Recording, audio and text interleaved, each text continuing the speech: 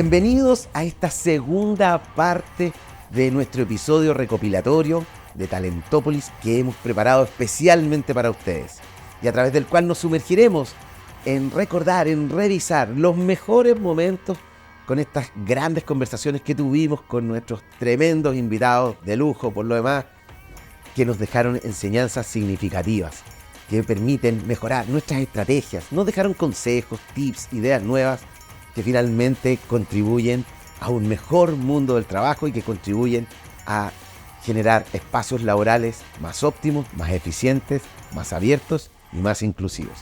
Y para comenzar, vamos a recordar el 7º episodio que estuvimos con Macarena Saavedra, periodista, experta en oratoria, comunicaciones estratégicas y marca personal. Con una vasta trayectoria, Macarena, en los medios de comunicación, en fin, con diplomados en España, en Europa, ¿no es cierto?, nos dejó enseñanzas muy prácticas, con mucha claridad, con tips que realmente muchos ya me han comentado que han sido de gran utilidad para aplicarlos en su propio desempeño profesional. Macarena nos mostró la diferencia en que no basta tan solo en comunicar, sino que hay que aprender a conectar a la hora de establecer relaciones humanas significativas, y esto debe ser aplicado también en tu vida profesional y personal. Vamos a recordar lo que nos enseñó Macarena Saavedra ese día. ¿A qué te refieres tú cuando dices conectar? Porque comunicar uno podría decir hablar, expresarse, lograr esa conexión. Estoy interpretando que te refieres a que hay un link, un gancho, algo pasa a la hora de estar comunicándose con otro. Claro, totalmente. ¿Cuál es la diferencia? Hay una gran diferencia, como yo siempre digo, entre hablar y conectar. Las personas creen que conectar es simplemente, oye, yo hablo en público, no me pongo nervioso y manejo mucha información. Y con eso no basta. Porque muchas veces conocemos personas que manejan mucha información, pero que no logran llegar al público. ¿Y cómo se conecta? Con varias cosas. Primero que nada, con la preparación. O sea, yo a la hora de dar una entrevista, a la hora de hablar con mi equipo de trabajo, tengo que conocerlos, tengo que saber, a ver, es muy distinto si tienen 20 años, son todos jóvenes o tienen 70. Yo tengo que llegar con ejemplos diferentes, adaptarme a la audiencia. Después se conecta con la comunicación no verbal, que es la gran olvidada de la comunicación. Tan importante como lo que decimos es cómo lo decimos. Porque si yo digo, oye, estoy súper contento de estar con este equipo de trabajo, por supuesto que el equipo de trabajo no te va a creer. Se conecta con la sonrisa, con una buena voz, ya te decía, con adaptarme a la audiencia, con la preparación. Se conecta también con un buen inicio, con un buen cierre, con un buen mensaje. Fíjate, cuando hablamos de organizaciones, cuando queremos dar malas noticias o buenas noticias, qué importante que ese mensaje sea consistente y sea claro, porque a las personas nos encanta la claridad. El cerebro humano le atrae la claridad y rechaza la confusión. Yo cuando escucho a alguien que me habla en difícil o se va por las ramas, el cerebro humano automáticamente desconecta. Así somos. Sí. Entonces, esas cosas y muchas otras más, por supuesto, hacen que una persona pueda conectar. Pero hoy día están los avatars. Alguien podría decir, para comunicarse, bueno, hoy día puedo poner un avatar y va a dar un mensaje, un qué. Pero en ese cómo, ese touch, ese sabor, ese toque, esa mirada, esa forma de expresarse, no lo va a lograr, no lo va a lograr esa máquina quizás. Totalmente, o sea, nada va a reemplazar la comunicación humana. El otro día estaba viendo un foro que se estaba hablando de la marca personal, cómo podía influir la marca personal, todo esto de la inteligencia artificial. Y la conclusión es que nada va a reemplazar lo humano. Fíjate que estamos en la era de la poca atención. O sea, las redes sociales nos vinieron a cambiar todo, la inteligencia artificial también. Entonces, en poco tiempo, uno se hace una impresión del otro. No tenemos paciencia. En pocos minutos queremos saberlo todo, queremos entender determinadas situaciones. Y ahí está la importancia de que en poco tiempo sepamos entregar un mensaje claro. Y por supuesto que la inteligencia artificial llegó para quedarse, pero no va a reemplazar lo que sucede con la comunicación no verbal. Tú lo decías recién, Andrés, antes de que nosotros hablemos, una persona antes de abrir la boca, en una entrevista de trabajo, por ejemplo, tú ya al ver a una persona entrar, ya te haces una idea de la persona. ¿Vieron qué importante y qué clave resulta ser aprender a conectar? Y Macarena Saavedra en ese sentido nos dejó con mucha claridad, con mucha simpleza, pero a la vez con mucha profundidad, lo esencial que resulta para hoy, para un profesional, para un ejecutivo y para cualquier persona que pretenda mantener relaciones humanas saludables y efectivas. Y continuamos avanzando en el siguiente episodio, en el episodio 8, con un gran invitado. Tomás Novoa, el gerente general del Hotel DoubleTree by Hilton. Una industria tan particular que es la hotelera y del turismo. Él con más de 10 años de experiencia en esta industria y una vasta trayectoria proveniendo desde la ingeniería en las distintas áreas, nos mostró de manera muy gráfica cómo es posible enfrentar y abordar una crisis desde el liderazgo. Una crisis como lo fue, recuerden ustedes, el tiempo de la pandemia, el tiempo de la crisis sanitaria, donde los hoteles se cerraron. Y cómo a través de un buen liderazgo, una organización y una empresa también es capaz de reinventarse, de reenfocar y cómo no perder su esencia. Vamos a recordar lo que nos dijo Tomás en aquella oportunidad. Los hoteles vivimos de gente que viene a visitarnos, ¿cierto? A los países, a las ciudades, a los restaurantes, a los eventos, pero con la pandemia eso se cortó. O sea, no habían viajes. Habían restricciones, ¿cierto?, de espacio, de cantidad de personas en espacios cerrados. Y eso finalmente nos puso a nosotros un candado, literalmente un candado a los hoteles. En abril más o menos, abril o fines de marzo, cuando ya se cerró el país, digamos, nadie esperaba, yo creo, que tener una pandemia que fuese tan extensa, por lo menos acá en Chile, a diferencia de otros países que fueron mucho más cortos. Estados Unidos, los cierres o las restricciones, digamos, duraron 3 meses en algunos estados en Estados Unidos. Pero en general fue muy corto. Acá estuvimos desde marzo del 2020 hasta septiembre del 2022 con restricciones. O sea, tuvimos 2 años bien duros. Y con mucha incertidumbre porque, como tú bien lo dijiste en tu introducción, algo que no había pasado hace 100 años. Claro. Y nadie había vivido una pandemia, nadie tenía 100 años como para poder contarnos lo que había pasado. Entonces, no sabíamos qué iba a pasar para adelante, no sabíamos cuánto tiempo iba a durar. Y por lo menos a mí en ese minuto, la decisión fue bastante drástica. De los 3 hoteles en que yo estaba trabajando, que administrábamos, quedaron de 300 y tantas personas que trabajan ahí, dejamos 15 personas. Imagínate. 15 personas y finalmente hasta yo terminé saliendo, sí, porque la verdad que no había mucho que hacer. Claro. Sin personas, sin clientes, sin huéspedes, la verdad que el hotel no funciona y era puro costo, puro gasto. Pero lo más complicado, Andrés, era enfrentar a las personas con sus familias detrás. O sea, no acá no es una persona solamente, sino que hay una persona que trabaja en los hoteles que quiere el sustento para el resto de su familia, que afortunadamente yo te diría que fueron bastante comprensivos dada la situación que había, pero aún así es muy duro.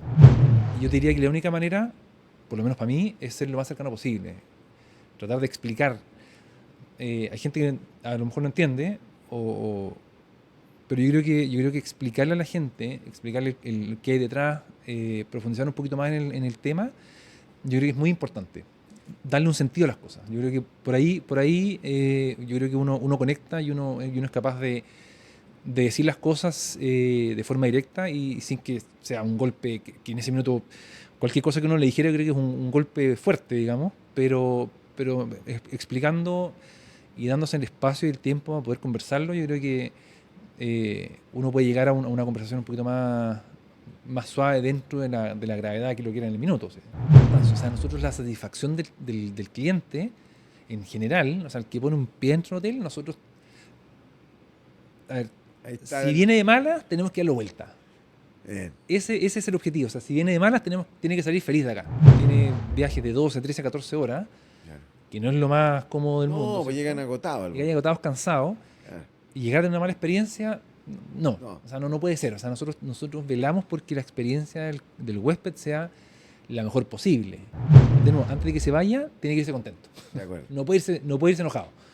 No puede irse enojado. Ese es el objetivo, y así está el hotel completo, desde el área de mantención, que no tiene nada que ver con huéspedes, ¿cierto? Claro. Directamente, la cocina, pero la filosofía es esa, o sea, Sí. la buena experiencia del cliente. Como pudieron ver, Tomás Novoa nos ilustró de manera muy especial la importancia que tiene el saber enfrentar con una actitud correcta una crisis de envergadura, una crisis transformadora, y sobre todo jamás dejar de orientarse al cliente. El servicio al cliente sin duda es un aspecto esencial si queremos contribuir a un mejor mundo del trabajo en el futuro. Y nuestro siguiente invitado en el episodio número 9 fue Cristian Arenas Barrera, psicólogo, el director del área de innovación del CFT-IP de la Universidad Santo Tomás, en Chile. Con él nos sumergimos en una conversación realmente relevante, importante, que tiene que ver con la educación técnica superior. Las carreras técnico-profesionales y su importancia hoy día, no tan solo para el futuro laboral, sino que como estrategia país. Cómo los jóvenes que están ingresando a estudiar estas disciplinas hoy día deben enfrentar también grandes desafíos, y las instituciones de educación superior están desafiadas a contribuir de manera significativa en este campo específico y cada vez más especializado que debemos desarrollar si queremos contribuir a un mejor mundo del trabajo. Vamos a recordar lo que Cristian Arenas nos mostró en esa oportunidad, en esta relevante conversación. Yo digo, darle mejor prensa, digamos, a la formación técnica, darle una buena prensa, un buen... hay muchos eslogans que han sacado hoy en día, digamos, tú puedes, la formación técnica como un factor también de surgimiento, digamos. Históricamente las carreras técnicas no eran bien vistas en las empresas.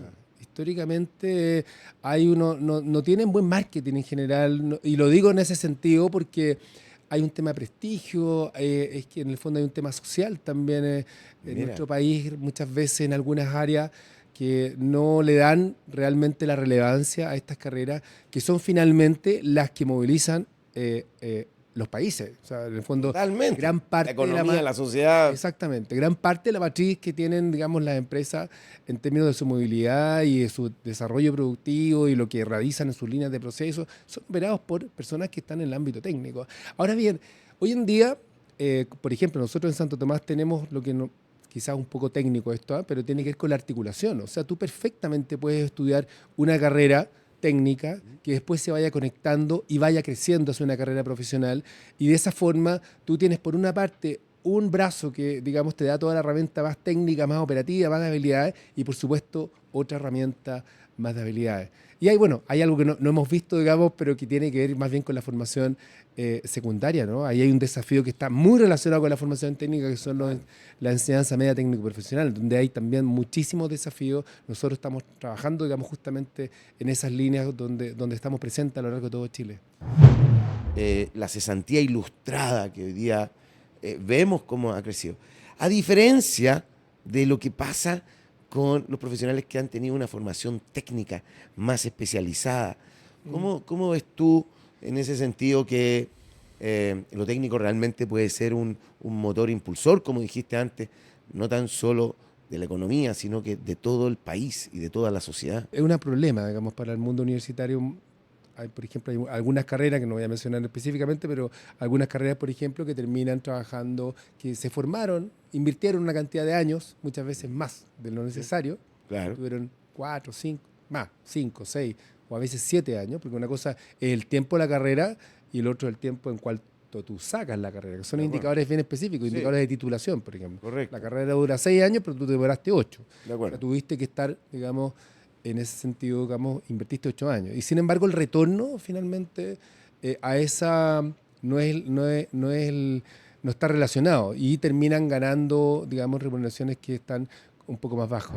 Un mix, ¿no? O sea, yo siempre digo, las competencias relacionales, estas de emprendimiento, ¿no? Son muy importantes, pero las competencias técnicas son también muy, muy relevantes. Totalmente. Porque el empleador, la empresa o la institución que te va a contratar, quiere, digamos, que tú también le entregues ciertas herramientas, ¿no? O sea, a nivel técnico. Sí. Muchos dicen, mira, yo puedo capacitar a esta persona, no me interesa que sea responsable. Sí, pero, es también una opinión muy personal, pero siempre yo confieso, digamos, y mi recomendación a los estudiantes es que no dejen de lado los aspectos académicos, los aspectos más disciplinares, de especialidad, porque finalmente ese pueden ser un diferenciador a la hora, digamos, de contratación. Importante, relevante, sin lugar a dudas, crucial lo que nos mostró Cristian Arenas con el tema de las carreras técnico-profesionales y los desafíos que deben enfrentar no tan solo las instituciones de educación superior, sino que también esos jóvenes futuros profesionales a la hora de contribuir a un mejor mundo del trabajo. Y continuamos avanzando y llegamos al episodio número 10, en el cual estuvimos con María José Bosch, profesora titular y directora del Centro de Trabajo y Familia del ESE Business School de la Universidad de los Andes. Con ella nos sumergimos en un tema realmente fundamental para el futuro del trabajo y para el presente también. El cómo encontrar el equilibrio entre el trabajo y la familia.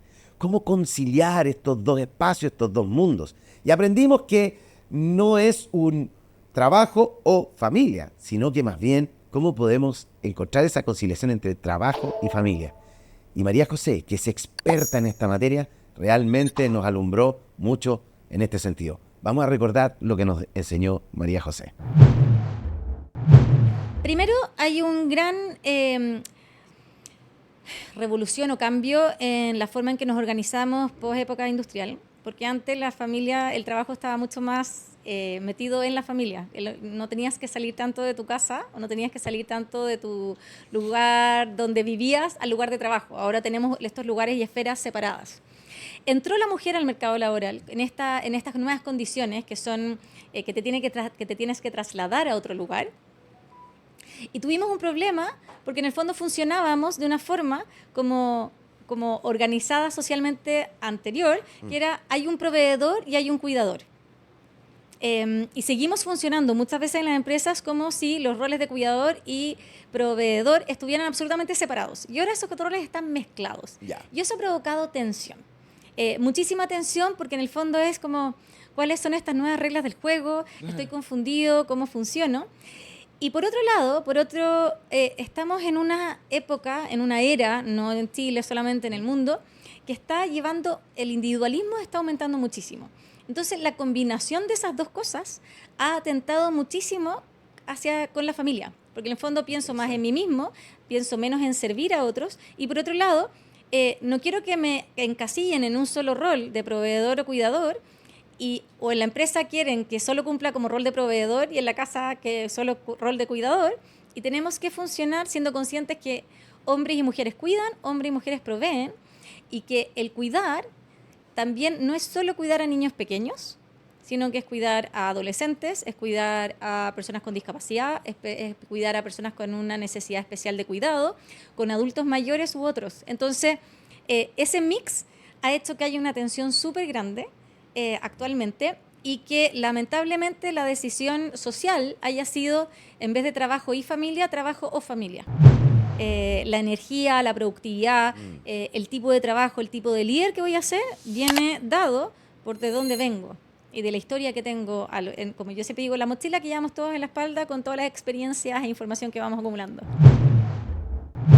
Ya sabemos que la familia es la célula básica de la sociedad, el pilar quizás fundamental si queremos pensar no tan solo en espacios laborales más felices, más armónicos y equilibrados, sino que también en una mejor sociedad para el futuro. Y así fue como avanzando y avanzando, llegamos al episodio número 11, en el cual estuvimos con Juan Francisco Canales, periodista, magíster en comunicaciones estratégicas y experto en el manejo de crisis a través, precisamente, de la comunicación. Él ha sido consultor, asesor, fue conductor de noticieros en medios de comunicación como CNN, Chilevisión, en fin, un hombre con una vasta trayectoria que nos pudo mostrar cómo enfrentar y manejar una crisis a través de un programa de comunicación y cómo las organizaciones, las empresas, las gerencias deben prepararse para una crisis y tener un plan de contingencia. Fíjense ustedes que casi de manera no voy a decirlo, pero casi premonitoria. Cuando nosotros grabamos ese episodio, recuerdo que todavía no había ocurrido la tremenda y terrible tragedia de los incendios que afectaron buena parte del territorio nacional. Y Juan Francisco, que además de ser bombero, nos mostraba específicamente técnicas y herramientas que deben considerarse para manejar adecuadamente y de manera más efectiva y eficiente una crisis de envergadura, como perfectamente podrían haber sido esos incendios. Vamos a recordar lo que nos enseñó y lo que nos mostró Juan Francisco Canales. Alguien podría decir, bueno, las crisis están ahí, no avisan, igual que los accidentes, pero ¿por qué a través de una estrategia y un protocolo pudiese aminorarse una crisis o pudiera ayudar a que disminuya el impacto al menos? Bueno, pasa que muchas veces las empresas, las organizaciones creen que no les va a pasar nunca nada. Y la verdad es que eso no es tal. O sea, hay una frase por ahí que no es mía, pero que siempre la ocupo, y es que están las empresas que han tenido crisis y las que las van a tener. No existe esa empresa que nunca va a tener una crisis. Y frente a eso hay, evidentemente, ciertos recursos a los que uno puede apelar. Naturalmente, uno de esos recursos, y probablemente después podríamos ahondar un poquito en eso, es el tema de mi personal, de mi equipo, de la gente que trabaja conmigo, de mis stakeholders internos. Esa gente la tengo que tener muy bien preparada, muy bien capacitada, muy bien informada en el día a día, no solamente cuando hay una crisis. Ellos deben estar informados de cómo está operando la compañía, ellos deben estar muy al tanto de qué se está haciendo, de qué es lo que no se está haciendo, pero no, Andrés, solamente desde el deber ser, sino que desde el ser, desde la guata y el corazón, perdona que lo diga así. Sí. Eso por un lado. Y por otro lado también, desde el ámbito ya externo, tener conocimiento del entorno, de mi relacionamiento comunitario, trabajar este relacionamiento comunitario, conocer cuáles son los stakeholders también, ver cuáles son esas empresas que son mi competencia, ver también quiénes son esos políticos, esos grupos de interés que son, digamos, qué tipo de acercamiento tengo con ellos. Hay que tener todo un relacionamiento con eso y tener con ellos y tener también claridad respecto de qué comportamiento tienen en torno a mí como empresa. Porque el día en que me explote esto, necesito tener las claridades ya y esta semaforización, así le denomino yo, clara respecto a quiénes son los verdes y los rojos de este escenario. En el entendido de que no hay ninguna crisis que sea igual que la otra, porque no hay crisis igual, por mucho que se parezcan, nunca son iguales. Sí, yo puedo incluso establecer ciertas especies de plantilla respecto a hechos que me puedan estar sucediendo. Yo tengo entre la gente que asesoro también a una organización pública, y ahí en el fondo el tema de los accidentes, por ejemplo, puede ser un tema no menor. Claro. Entonces hay diferentes tipos de accidentes. Tú vas generando también ciertas plantillas respecto a qué tipo de accidentes son y cómo operar en eso. Pero también, y es más relevante aún que aquello, el hecho de tener incorporado dentro de tu esquema mental el que tiene que haber un equipo de crisis. Y ese equipo de crisis tiene que estar necesariamente incorporado el staff, digamos, máximo, en este caso de una empresa, la plana ejecutiva desde el asesor técnico, pasando por el CEO de la compañía, teniendo claridad de que no pueden estar ajenos a ello, por ejemplo, de los dirigentes sindicales, que tienen que también formar parte de este grupo humano, y a partir de ahí, en el fondo, ser ya la primera respuesta. Tienes que tener delimitado cuál va a ser tu vocero, qué va a decir ese vocero, de qué manera se va a gatillar, frente a qué situación se gatilla este escenario de crisis y cómo opera. ¿Quiénes son esos grupos que van a estar permanentemente en el 24/7 chequeando esto? ¿Cada cuánto rato se va a chequear cómo se está comportando? ¿Quiénes van a estar preocupados, por ejemplo, de los medios externos, los medios offline, los medios online? ¿Quién va a estar viendo y haciendo un seguimiento a las redes sociales? ¿Quién va a estar haciendo un seguimiento a lo que va a pasar con los medios tradicionales de comunicación? Son muchos los elementos, Andrés. Es una política, es una política completa que se tiene que instalar. Pero reitero algo que dije en la primera pregunta que tú me hiciste. Acá el componente interno es fundamental. Fundamental. Yo te diría que por lo menos un 50% de minorar esa crisis tiene que ver con el relacionamiento que tengo yo con mi grupo de interés interno, con mi público interno. De hecho, es más, muchas veces ese grupo interno, cuando tú realmente lo tienes fidelizado desde el corazón, como yo decía, ese es el grupo que te alerta muchas veces de lo que está pasando, del accidente que se produjo, del hecho que se produjo en la carretera donde se vio comprometido a alguien de tu empresa y que va a tener un nivel de afectación igual, porque muchas veces ya no se habla de la persona, sino que se habla del funcionario de X empresa u organización, claro, y te va a llegar igual. Entonces, ese nivel de acercamiento te diría que es clave para este protocolo, que sin lugar a duda tiene pasos. Uno de esos pasos que no te mencioné también, por supuesto, que es este levantamiento de grupos de interés en torno a saber con quienes estás bien y con quienes estás mal. Perdona que lo digo de una manera tan básica, ¿no? Claro. Pero ciertamente es eso. O sea, ¿quién va a ser mi aliado frente a un escenario como este y quién no? ¿A quién tengo que llevar hacia mi lado, a atesorar, digamos, hacia el lado de los amigos? Y eso va a pasar necesariamente por un trabajo sistemático de credibilidad en torno a grupos que a lo mejor no están contigo. Y bueno, y así Juan Francisco nos mostró con claridad también que las crisis no se enfrentan solamente desde un adecuado liderazgo, sino que también ese liderazgo debe ser capaz de generar y producir un trabajo en equipo. Cuando las crisis en las organizaciones son posibles de ser enfrentadas en equipo, con una pauta, con un programa, sin lugar a duda, no tan solo pueden resolverse y evitarse, sino que también pueden enfrentarse de la manera más adecuada. Y así avanzando y avanzando fue como llegamos al final de nuestra primera temporada en Talentópolis. Llegamos al episodio número 12, en el cual estuvimos con Elena Gacela Rodríguez, experta en tecnologías e innovación educativa. Y nos sumergimos en un tema que nos pareció crucial, fundamental, sobre todo si queremos hablar del futuro del trabajo, sobre todo si estamos pensando qué nos depara el mañana, y no podíamos dejar fuera, sin lugar a dudas, la educación escolar. Esa educación de la primera etapa, de la instancia en la cual los niños están formándose con sus habilidades y conocimientos. Y para eso quisimos explorar cuáles son las metodologías que se están empleando, de qué manera se está integrando esa tecnología con la inteligencia artificial y otros avances en la educación. De qué forma la innovación está enfrentando los desafíos que se nos vienen.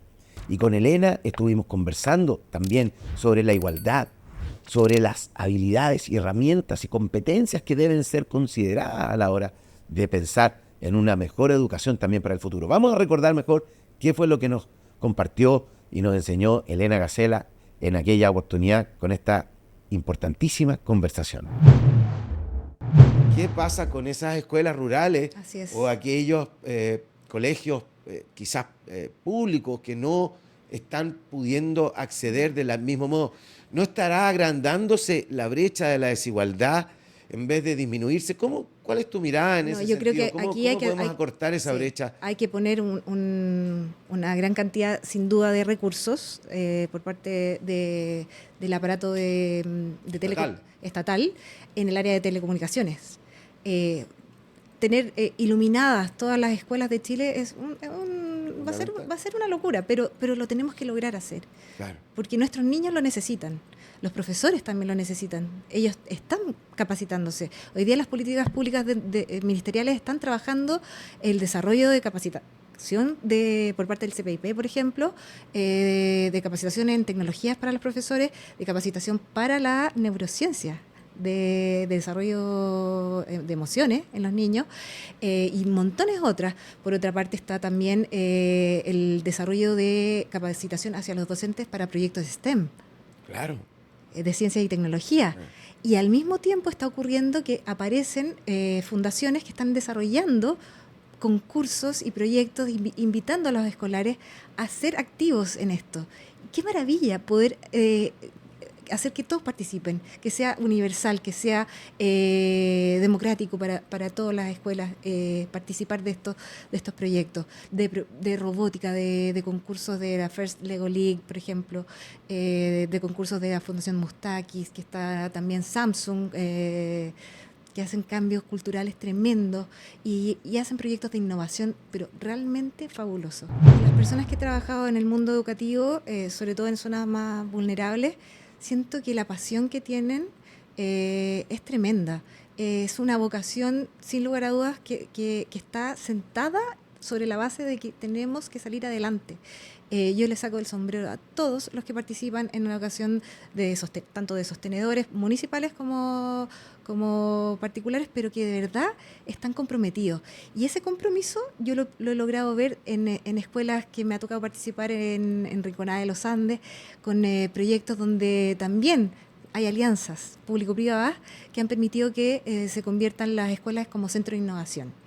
Total. Fijáis, por ejemplo, Anglo American tiene un proyecto hermoso de 4 pilares donde yo de verdad creo y sostengo que por ahí va la cosa, que los 4 pilares son el pilar socioemocional, el pilar de apropiación tecnológica, el pilar de vinculación con el territorio y las metodologías activas.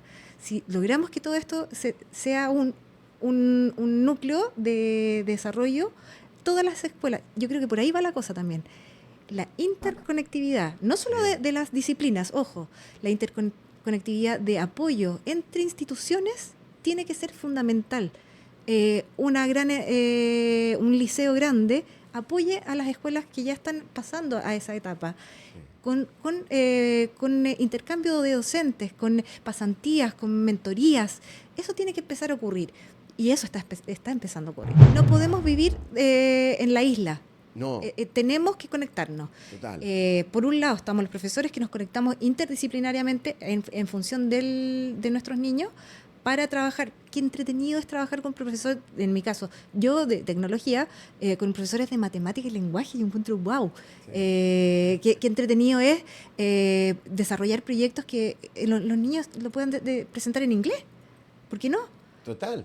Pero si vamos trabajando distintas cosas, hagamos debate. Claro. Pero pongamos temáticas que están asociadas al nivel curricular que les corresponde. Sí. Saquemos a los niños del terreno, hagamos huertas orgánicas, pero ¿cómo las hacemos? Pensémoslas y desarrollamos y hagamos una exposición y trabajemos con la gente del territorio. Entonces, de verdad, hay que salir, hay que mostrarles. Yo no puedo hablarles de la colonia sin llevarlos al centro histórico, pero a lo mejor hoy día niños de la zona sur de Chile pueden ir al centro histórico gracias a la realidad virtual. ¿Cómo preparar a los profesores y a las organizaciones a este...